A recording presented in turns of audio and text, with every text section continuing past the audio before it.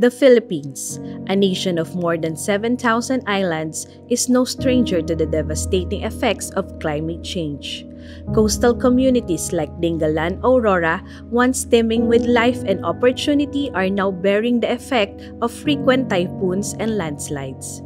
For many, survival means adapting, and for some, it means living.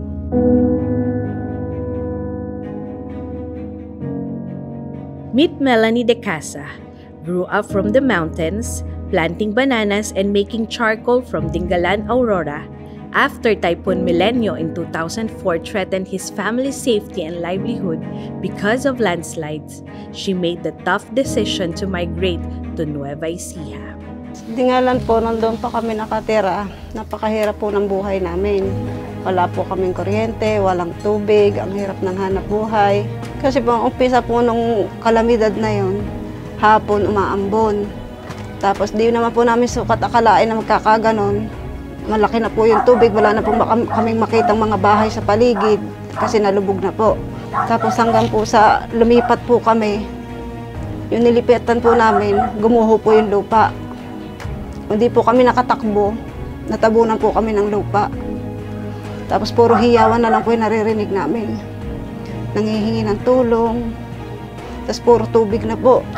Hindi na kami makadaan. Mata na lang po namin ang walang putik, hindi na po kami makahakbang. Sa sobrang takot ko po, ayoko na pong bumalik doon, lalo na po ngayon may mga anak na po ako. Tapos tuwing mangyayari po yun, hindi po namin alam kung saan kami kukuha ng aming kakainin. Ako po ay mahigit ng 5 taon po sa ASCII. At nakilala ko po si ASCII dahil po sa aking kapitbahay na time na yun ay walang-wala po kami. Ako po kasi nagta-tricycle driver. Kaso po na-stroke po ako nung August, kaya nahinto po ako. Kaya pinagkakakitaan ko lang po ngayon e-load at saka yung personal collection. Ayoko na pong maranasan ulit. Dito po, mahirap man po ang buhay, at least kahit papano po, nakakasurvive naman po. Pangarap ko lang naman po yung maging maayos ang aming pamumuhay at makatapos po sa pag-aaral ng aking mga anak. Dennis Robles, a former tricycle driver from Dingalan, faced the same storms, the same heartbreak, but he found a new path far from the town he plans to build his life with his family. Ganito ba mangyayari talaga noong 2004? Alam namin may bagyo, pero hindi po namin expect na ganun kalakas ang buhos ng ulan. Kaya kumbaga kami po, komportable na kami nakakuan. Pero nung pinaglikas na po kami sa evacuation center dahil malakas na yung ulan. Tapos nung nalaman namin na ganun nangyayari sa aming kabahayan, eh talagang nanlumo po kami. Kumbaga wala na kaming parang pinagsaklibong kami ang langit at lupa. Dahil wala lahat ng gamit namin eh. Ubus na eh. Kaya po kami na-decision na talagang lumipat na rito. Trauma kami ron. Dahil sa ayaw na naming maranasan ng mga anak namin yung dinanas namin. Nung una po ma'am, nung bago kami lumipat talagang masakit para sa amin. Kasi lilisahan namin ang aming mga pamilya. Naranasan namin na nakikipulot kami ng palay, nakikigapas. Hanggang sa unti-unti namin na kumbaga sa sarili namin, kaya pala namin buhay dito kahit wala sa Dingalan. Una po, nagsimulan po kami talaga sa ASCII nung kami malipat dito. Ang unang loan lang namin ng 5,000.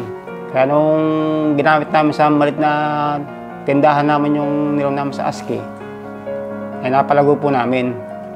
Hanggang sa matapos namin yung ASCII namin, tapos kaya pa rin namin, hanggang sa nakapag-housing loan na kami. Yung bahay namin talaga sa ASCII galing to na housing loan. Dati pag nagbubulkanize ako, ang gamit ko bomba lang, ngayon compressor na. Tapos ang motor ko, hiram lang, ngayon 3 na ang motor ko. Ganun po kalaking pinagbago. Ako po, wala na po siguro akong hihilingin na sa pangarap ko sa buhay, maliban lang sa anak ko na makapagtapos ng pag-aaral. Ang goal niya, matupad niya. Doon lang, masaya na kami sa ganung goal. Melanie and Dennis are just few of the thousands. Across the Philippines, families are uprooted by storms and disasters. They leave behind their homes, livelihoods, and memories. not because they want to, but because they have to. But starting over is never easy. These families need our help to rebuild their lives, to find new skills, and to regain their dignity. Together, we can create opportunities for internal migrants like Melanie and Dennis to thrive once more.